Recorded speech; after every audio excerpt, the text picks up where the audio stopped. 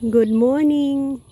Happily, i-shared ko kaninyo the first red okra nga ating i-harvest.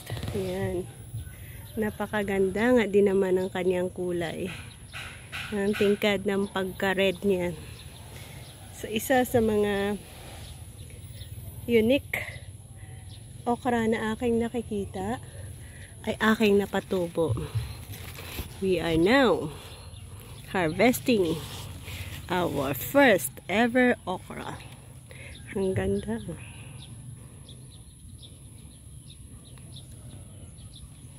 Ayan, ang ganda nga.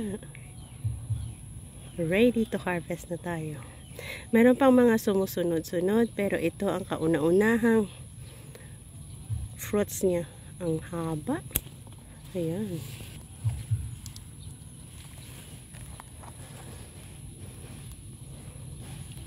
Isang dangkal din pala ang kanyang haba. So, ayan o, marami pang mga sumusunod-sunod. Dito din sa kabila. Next batch siguro, marami na tayong ma-harvest. Pero ito ang kauna-unahan natin. Ayan, mga ganyan ay the same time sila na pwedeng makuha. So, medyo madami-dami din ang next na ating harvestin. Yeah, madami sila. Ayan, ayan din. Ayan din sa kabila. So, I happily